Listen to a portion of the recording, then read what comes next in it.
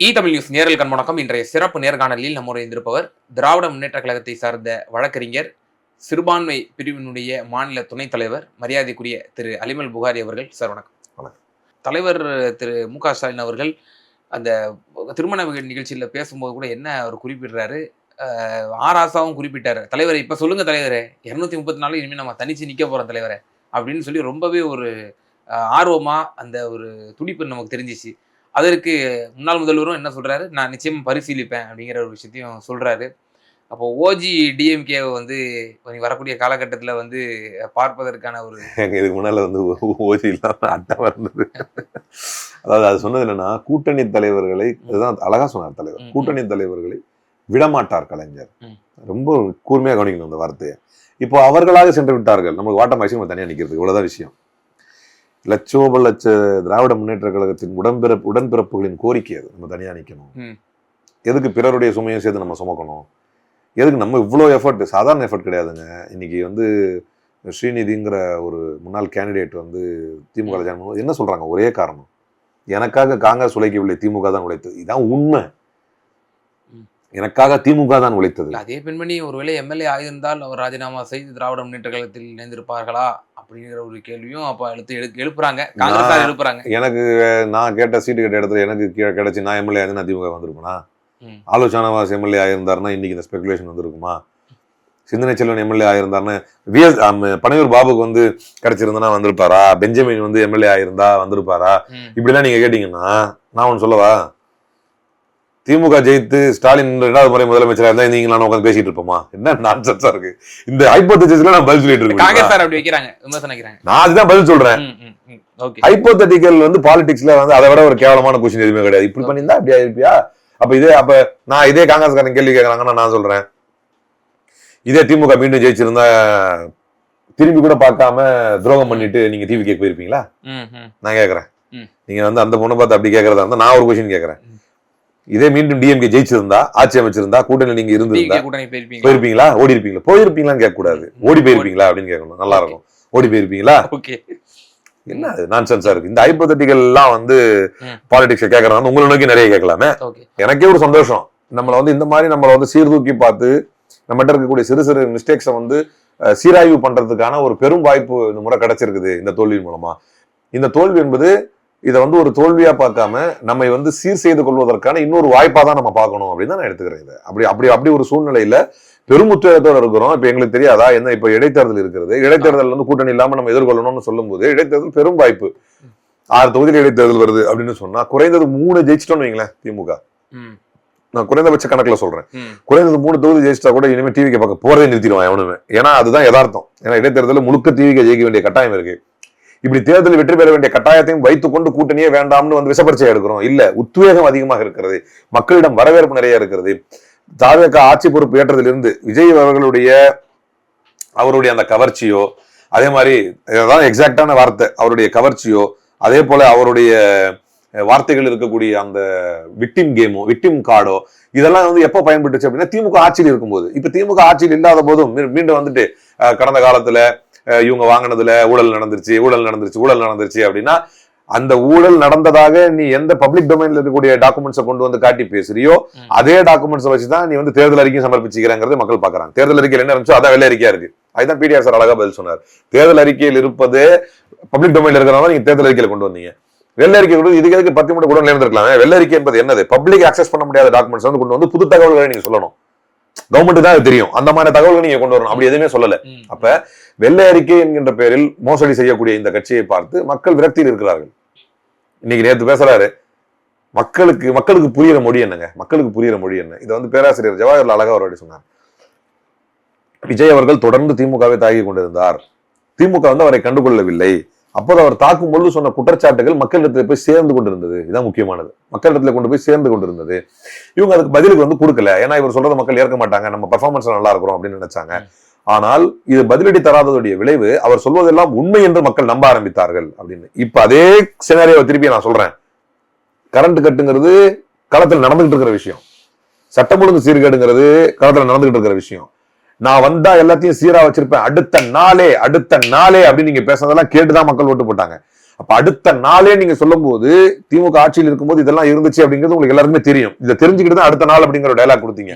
அப்ப அடுத்த நாளே உங்களால செய்ய முடியலையே அப்படிங்கிற வேதனைய களத்துல நின்று கரண்ட் கட்ட அனுபவிக்கிறணும், களத்துல நின்று கற்பழிப்பு அனுபவிக்கிறணும், களத்துல நின்று பெண்களுக்கு எதிரான குற்றங்களை அனுபவிக்கிறணும், களத்துல நின்று இன்வெஸ்ட்மெண்ட்டை பறி கொடுக்கிறவனும், களத்துல நின்று தன்னுடைய வேலை வாய்ப்பை பறி கொடுக்கிறவனும், களத்துல நின்று விலைவாசியை எதிர்கொள்றவனும், இப்படி எல்லாமே களத்துல பிரதிபலிச்சுட்டு இருக்குது. அப்ப நீங்க வந்துட்டு கரண்ட் கட்ல வந்து நிறைய கடன் வாங்கினாங்க, கஷ்டத்துல விட்டுட்டு போயிட்டாங்க அப்படின்னா ஆல் டைம் பீக் டிமாண்டுங்கிறாரு.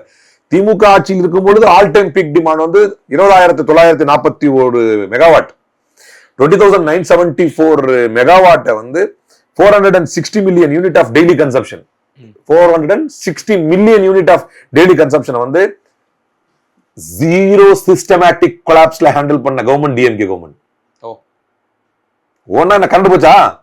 இந்த மாதிரி அறிவிக்கப்படாத மின்வெட்டு இருந்துச்சா? அதான் சிஸ்டமேட்டிக் கொலாப்ஸ். இல்ல ஆளுங்க இல்லன்னு ஒப்பாரி வச்சு அழுதுமா, இல்ல கடனா இருக்குதுன்னு சொன்னோமா, அதிமுக வச்சுட்டு போயிச்சு கடன். அதனால நம்முடைய வெள்ளரிக்கை மரியாதைக்குரிய பிடிஆர் சார் வெளியிடும் பொழுதும் என்ன சொன்னார் அப்படின்னா, அதை பாத்தீங்கல்ல, திமுக வெள்ளரிக்கையும் இவங்களுடைய வெள்ளரிக்கையில இந்த வெள்ளரிக்கையோட இன்டென்ஷன், நாங்கள் ஏற்கனவே தேர்தல் வாக்குறுதிகள் எதை சொன்னோமோ அதை செய்யாமல் இருப்பதற்கு, அதிலிருந்து அந்த பொறுப்பிலிருந்து தப்பிப்பதற்காக இதை நாங்கள் செய்யவில்லை அப்படிங்கிற வார்த்தையோடு எங்களுடைய வெள்ளரிக்கை இருந்தது. அதான் நீங்க ரொம்ப முக்கியமா கவனிக்கணும். வெள்ளரிக்கையுடைய விளக்கமே அதுல ரொம்ப தெளிவா, அதாவது வாக்களித்த மக்களுக்கு வந்து this report is not an attempt to create a rationale for diluting or abandoning the commitments made to the people during the recently concluded elections 2021ல பிடிஆர் சார் ரீசென்ட்லி கன்க்ளூடட் எலெக்ஷன்ல நாங்க என்ன வாக்குறுதி கொடுத்திருந்தோமோ அதை விட்டு தப்பித்து செல்வதற்காக இதை நாங்க சொல்லலன்னு மட்டும் இல்ல, செஞ்சு காட்டணும். கொரோனா பீக்ல இருக்கும்போது செஞ்சு காட்டணும். எல்லாருக்கும் 4,000, 3,000, 4,000 எல்லாருக்குமே வந்துச்சு கொரோனா பீக்ல இருக்கிற காலகட்டத்திலே. அதே மாதிரி இவங்களுடைய இதுல பாத்தீங்கன்னா இவங்களுடைய வெள்ளரிக்கையில cover committed applications leaving minimal space for new programs. Minimal space தான் இருக்கு நியூ ப்ரோக்ராம்ஸ் பண்றதுக்கு.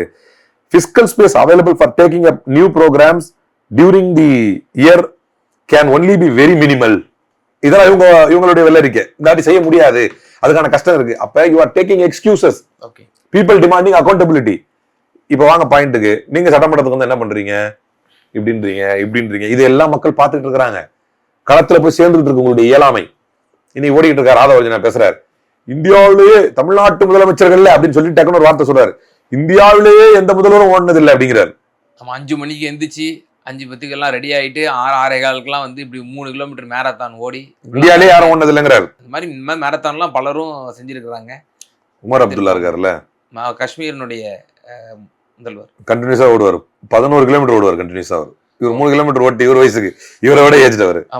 உமர் அப்துல்லா 11 கிலோமீட்டர் ஓடி தொடர்ந்து ஓடுவார், 11 கிலோமீட்டர் கண்டினியூஸா ஓடுவார். இவர் சொல்றாரு இந்தியா ஃபர்ஸ்ட் தமிழ்நாட்டுலங்கிறார். அதுக்கப்புறம் இந்தியாவிலேயே எந்த முதல்வர் இல்ல, இந்த ஆர்டிகளே இருக்கு, சிஎம் உமர் அப்துல்லா வந்து எப்படி ஓடுவாரு அப்படின்னு.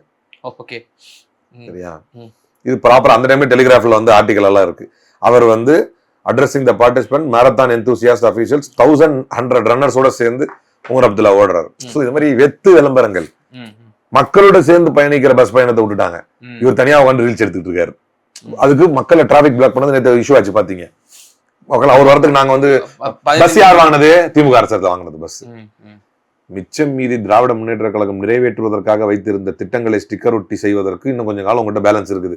நீங்க அதைத்தான் செய்ய முடியும். Upcoming days are going to be very very very crucial for TVK government. அந்த தைரியத்துல தான் சொல்றோம், அந்த உத்வேகத்துல தான் சொல்றோம், அந்த உத்வேகத்துல இருக்கிறோம். அதுக்குதான் இந்த இவ்வளவு விஷயங்கள் சொன்னேன்.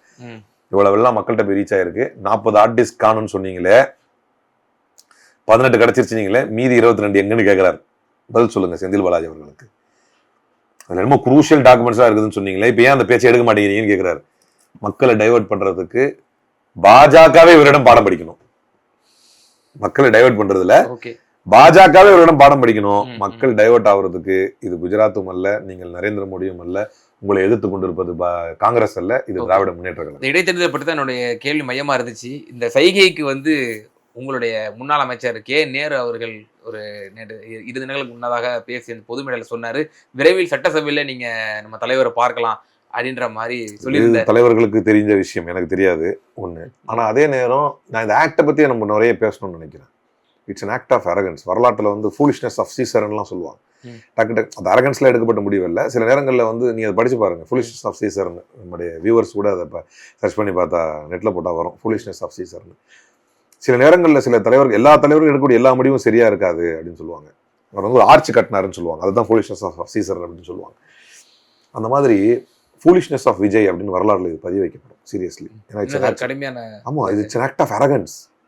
நம்ம மத்தியில பிரதமர் மோடிஜி இப்படி கண் அசைக்கிற மாதிரி ராகுல் காந்தி எல்லாம் அப்படி கேலி செஞ்சது அப்படிலாம் கூட நம்ம சில சைகைகள்லாம் பார்த்தோம். வந்து நீங்க இப்படி பண்றீங்கன்னு சொன்னது கூட அது ஆக்ட் ஆஃப் அரகன்ஸ் தான் அது.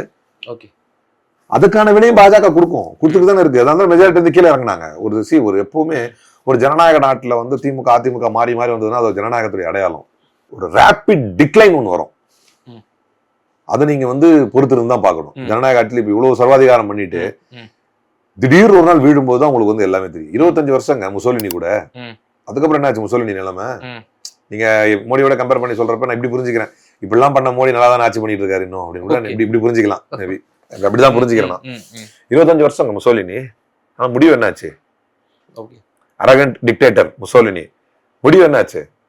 அவர் மனைவி பெட்டாச்சு, அவருடைய 15 மந்திரிகள் எல்லாரும் சேர்ந்து மிலானுக்கு ஓடி போகும்போது புடிச்சிட்டு வந்து தலையில தொங்கிட்டு தெருக்கள் ஓட விட்டு எச்சில் துப்பி செருப்பால் அடித்து கல்லால் எறிந்து கொன்றார்கள். முடிவு என்னவாச்சு சர்வாதிகாரிகளுக்கு? Arrogance is not good for Vijay.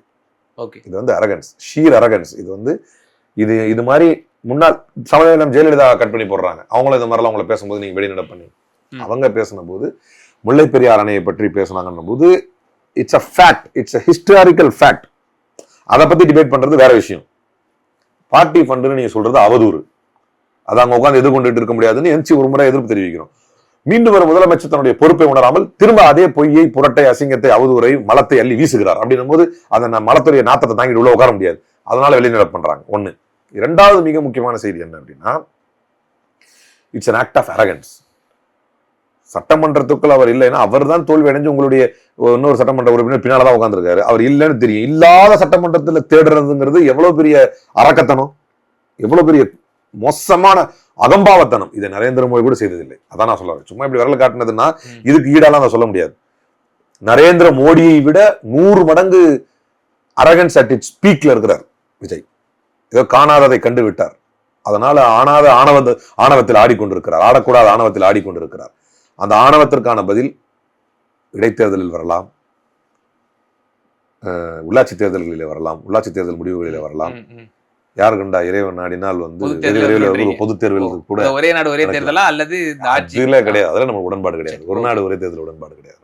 இறுதியான எனக்கு ஒரே கேள்வி. இப்ப நீங்க குறிப்பிட்டது போல கூட்டணி கட்சி இருக்கக்கூடிய திருமாவளவன் அவர்கள் 3 விஷயத்துக்கு இப்போ கண்டிச்சு அவர் அறிக்கை விட்டுருக்கிறாரு.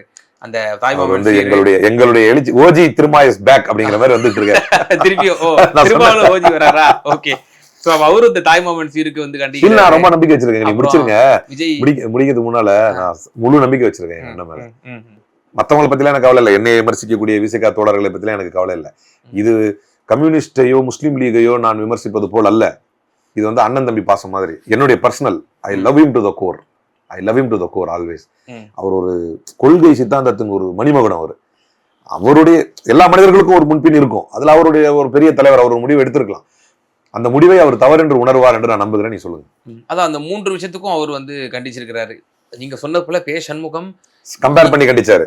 2 பேரும் தவறு. இவர் பேசுறதுதான் எதிர்வினையாற்றுறாரு. எதிர்வினை குற்றமாகாது அப்படிங்கறதுதான் ஒரு உலக நீதியா நம்ம பார்க்கிறோம். இப்போ விஜய் மட்டுமே அவர் வந்து கண்டிச்சிருக்காரு. வீரபாண்டியனும் அப்படிதான் கண்டிச்சாரு. விஜய் அவர்களை மட்டும் கண்டிச்சாரு. அதே போல தாய்மாமன் சீர்திட்டத்தையும் நீங்க வந்து மறுபரிசீலனை செய்யணும். அதே போல தூய்மை பணியாளர்கள் ஒட்டுமொத்த மாநகராட்சிக்குமே நீங்க வந்து பிரைவேடைசேஷன் பண்ண போறீங்க. அதையும் வந்து ரொம்ப அதிர்ச்சி அளிக்குது அப்படின்ற மாதிரி சொல்லி இருக்கிறாரு. சோ திருமான ஏவுகணைகளை தொடுக்க ஆரம்பிச்சிட்டாரா? ஓஜி திருமா அவ்வளவுதான். இது வேற எதுவுமே இல்லை. நாங்க this is why we love him. இடையில கொஞ்சம் இருக்கலாம். This is why we love him to the core. We expect him to be like this. இதுக்கு ஆதரவு ரியாக்ஷன் கொடுத்துருக்காரு பாத்தீங்களா? நீங்க அதை கேட்டாரு. 3 நாட்களுக்கு முன்னாடி 3 நாட்கள் சட்டசபையில வந்து எங்க தலைவரை வந்து எப்படி நக்கல் நையாண்டி பேசுறீங்க, வாயை திறங்கள்னு சொன்னது இட் இஸ் அபவுட் அக்கௌண்டபிலிட்டி. அவ்வளவுதான். வேற என்ன நக்கல் நையாண்டி பண்ணாங்க? இல்ல சோஃபா மாடல்னு சொன்னது, அதுக்கப்புறம் குதிரை பேரன் சொன்னது, இதெல்லாம் வந்து சட்டமன்ற ஒரு வாதத்துக்கு இது சரின்னு எடுத்துக்கிட்டாலும் சோஃபா மாடல் சொன்னதும் தப்பு இல்ல, குதிரை பேரன் சொன்னதும் தப்பு இல்ல. ஏன்னா இரண்டுமே சட்டத்துக்கு உட்பட்டு சொல்லப்பட்டதுதான். இரண்டுமே தப்புன்னா கூட சபாநாயகர் கண்டிச்சிட்டார், அவை குறிப்பில் நீக்கிட்டார். உங்க தலைவர் பேசுனது அதான் அவர் கண்டிக்கிறார். அது சபாநாயகராலே கண்டிக்கப்பட்ட அவை குறிப்பிலிருந்து நீக்கப்பட்டுச்சு, தப்பில்லை. ஆனாலும் அது தப்புன்னு சொல்லப்பட்டு நீக்கப்பட்டுருச்சு. இவர் பேசுனது இல்ல அது கூட என்ன சொல்றாங்க, அதனாலதான் திரும்ப கண்டிக்கிறாரு. கூட்டத்தொடரின் முடிவுரையில வந்து முதல்வரோட பேச்சோட முடிஞ்சிடும். ஆனா எங்க சபாநாயகர் ஜனநாயகத்தோடு எதிர்கட்சிகளுக்கு நான் வந்து பதில் அளிக்கிறதுக்கு டைம் தர்றேன் அப்படின்னு சொன்னாரு. நீங்க இருந்து நீங்க பொறுமையா புதுசா வந்திருக்க ஃபர்ஸ்ட் டைம் எம்எல்ஏ ஆதவ எனக்கு தெரியாம இருக்கலாம். பாயிண்ட் ஆஃப் ஆர்டர் முதற்கொண்டு எதிர்கட்சி தலைவர் பேசுவதற்கு அனுமதி தர வேண்டும், என்னால் அவர் ஆட்சேபனை மிக்க கருத்துக்களை தருகிறார் என்று கேட்கப்படும் பொழுது எத்தனையோ கூட்டத்தொடரிலே முதல்வர் பேசியதற்கு பின்னது எதிர்கட்சி தலைவர் பேசுவதற்கான வாய்ப்பு தருவது என்பது ஒன்று, அது சபாநாயகருடைய அதிகாரத்தில் வருவதுங்கிறது ரெண்டு. மூணாவது, நீங்கள் மலத்தை வாரி வீசும் போது நான் தொடக்கத்தானே செய்யணும். புரியுதா இல்லையா? நீங்க மலத்தை வாரி வீசும்போது நான் தொடக்கத்தானே செய்யணும். உங்களை தொடக்கி விட்டோம் பாத்தீங்களா, எவ்வளவு பெரிய ஜனநாயகம் பாத்தீங்களா அப்படின்னு நீங்க கேட்கறது தப்பு. திருமாவளவன் அவர்களை வந்து தொடர்ந்து இப்போ இன்னொன்னு வந்து பாத்தீங்கன்னா வன்னியரசு அது பேசி ஆகணும். நம்ம வன்னியரசு எந்திரிச்சு நின்று ஒன்றிய அரசை பத்தி பேசும் பொழுது அவர் எப்படி அது ஏன் தெரியல, யாரும் பேச மாட்டேங்கிறாங்க. அதெல்லாம் ஹெட்லைன்ஸ் வந்திருக்கணும் நியாயமா பார்த்தா. இதெல்லாம் வந்து சிக்னல், பிஜேபிக்கு சிக்னல். அதனால நேற்று நிர்மலா சீதாராமன் பாத்தீங்கன்னா வரவேற்றாங்க, எல்லாத்தையும் வரவேற்கிறாங்க. அவங்க விஜய் அவர்களை குறையே சொல்லல, எதையுமே குறை சொல்லல, சிஎம் பண்றது எதையுமே குறை சொல்லல. இப்படி ஒரு கெஸ்டர் காட்டினாரு, அது என்னன்னு கேட்கும் போது கூட சட்டமன்றத்திற்குள் கேட்கப்படும் கேள்விக்கு சட்டமன்றத்தாங்க பதில் சொல்ல முடியும் அப்படின்னு அதை நியாயப்படுத்திட்டு போனாங்க. நிர்மலா சீதாராமன் ஸ்டேட்மெண்ட் அப்படிதான் பார்க்கணுமா? நம்ம நிறைவுக்கு வந்துருவோம். ஒரே ஒரு சின்ன விளக்கம் மட்டும் கொடுத்துருங்க. இதே நிர்மலா சீதாராமன் அவர்கள் ஹேமா மாலினி கமிட்டி இந்த இதே கரூர் விவகாரத்துக்கு வரும்போது அவங்க திமுக அரசின் மீது தான் கடுமையான விமர்சனங்களை வச்சாங்க. நிர்மலா சீதாராமன் அவர்கள் வந்து அந்த ஸ்பாட்டுக்கு வரும்போது அவர்கள் அந்த எதுவும் அரசியல் பேசல, டிஎம்கே அகைன்ஸ்டா எந்த ஸ்டேட்மெண்ட்டுமே விடல. மாறாக நான் ஜஸ்ட் ஒரு பிரதமருடைய ரெப்ரசன்டேட்டிவா நான் இங்க ஆறுதல் சொல்ல வந்தேன். ஏன் டிஎம்கே அகைன்ஸ்டா சொல்லலன்னா கடன் வாங்குவதை பற்றி தான் கேக்குறாங்க கொஸ்டின். அவங்க அதுக்கு கூட என்ன பதில் சொல்றாங்க தெரியுமா? கடன் வாங்குறது 3% வரைக்கும் அலோடு இருக்குங்க, அது கடன் வாங்குறது தப்பு இல்ல, அதை வந்து இன்ஃப்ராஸ்ட்ரக்சர் டெவலப்மெண்ட்டுக்கு தான் பயன்படுத்தினாங்களான்னு பார்க்கணுங்கிறது யாருக்கான ஹிண்ட்? அது யாரை குறை சொல்றது? என்ன எல்லாத்தையும் கவனிச்சு தானே இருக்கிறோம் என்ன பண்றாங்கன்றது. இப்போ பாயிண்ட் வன்னியர் சப்ஜெக்ட் வந்துருவோம். அவரை வந்து அவர் மேலே பெரிய நம்பிக்கை உண்டு. ஏன்னா அவரு அப்படி இப்படி வந்தவர் கிடையாது. கொள்கை ரீதியா ரொம்ப ரொம்ப ரொம்ப ரொம்ப ஒரு இருந்து ரொம்ப அடிபட்டு ஈழத்தமிழர் விவகாரத்தில் விடுதலை புலிகளுக்கு நான் ஆதரவானவர் அல்ல, அதை விட்டுருங்க. மற்றபடி மற்ற எல்லா விஷயத்திலும் அவர் வந்து ஒரு ஒடுக்கப்பட்ட சமூகத்தில் ஒரு போராளித்தன்மையோடு வந்து தோல்விகளையே சந்தித்து எல்லாம் வந்து மேல வந்தவர். அவர் எழுந்திருத்து அவர் என்னைக்குமே அந்த மாதிரி விஷயங்கள்ல வந்து போல்டா இருக்கிறார். அந்த போல்டா அந்த சப்ஜெக்டை அடிக்கிறப்ப சபாநாயகர் குறுக்கிடுறாரு. இது மிகப்பெரிய அபாயமணி விடுதலை சிறுத்தைகள் கட்சிக்கு. அதுவும் ஒரு அமைச்சரை வந்து ஒரு எம்எல்ஏவை ஹேண்டில் பண்றதை விட ஒஸ்டா தான் ஹேண்டில் பண்ணார் அவர். இல்ல முடியாது, என்ன சொல்ல வராரு கூட கேட்கல அவரு. இவர் பதறாரு, இல்ல நீங்க மன்னிக்கணும், நான் எப்பவுமே அப்படி இப்படி இல்ல அது இதுன்னு சொல்லி என்னென்னவோ உழப்பிட்டு உட்காண்டார். அப்ப இது மட்டும் இல்ல, நீங்கள் அன்புமணியை வந்து இந்த கூட்டணிக்குள் அழைக்க வேண்டும் என்று சவுக்கு சங்கர் தொடர்ந்து எழுதி கொண்டிருக்கிறார். திருமாவை வெளியேற்றுங்கள், அன்புமணியை இந்த கூட்டணிக்குள்ள கொண்டு வாங்க, அவர் உங்களுக்கு கரெக்டா இருப்பாரு, என்னைக்குமே திரும்ப உங்களுக்கு குறைச்சல் தான் எழுதிட்டு இருக்கிறாரு. ஆதவுடைய பேச்சுகளும் கொஞ்சம் தடித்த வார்த்தைகளாக அப்படித்தான் இருக்குது. நேற்று பிரஸ் மீட்ல நேற்று விபி சிங்க்கு அந்த மாலை அணிவித்து மரியாதை செலுத்திய பிறகு கொஞ்சம் கடுமையா தான் பேசினாரு. லெட்ஸ் வெயிட் அண்ட் சீ. இது வந்து சீராக ஆட்சி நடப்பதற்கும் சிறப்பாக ஆட்சி நடப்பதற்கும் மக்கள் கேட்பதெல்லாம் கிடைப்பதற்கும் மக்களுக்கான நல்லாட்சி நடப்பதற்கும் இது திராவிட முன்னேற்ற கழகத்தின் ஆட்சி இல்லை. இது ஒரு நடிகரின் கவர்ச்சியை பார்த்து அந்த கவர்ச்சியிலே மயங்கி பெண்களும் ஆண்களும் பெருவாரியாக போய் ஓட்டு போட்டது மட்டுமல்லாமல் தான் வீட்டில் இருப்பவர்களையும் அழைத்து கொண்டு போய் நீங்க இவர் தான் ஓட்டு போடணும் நிர்பந்தித்து ஓட்டு போடுவதற்கு விளைவாக அமைந்த ஆட்சி இது. இந்த ஆட்சிக்கு நிர்வாகம் சீரு திறமை எதுவும் கிடையாது. இது நீடிச்சு நிலைப்பதற்கான வாய்ப்பும் கிடையாது. லெட்ஸ் வெயிட் அண்ட் சீ. நிச்சயமா சார், பல்வேறு கேள்விகளுக்கு ரொம்ப விரிவா தெளிவா பதில் சொன்னீங்க. ரொம்ப நன்றி.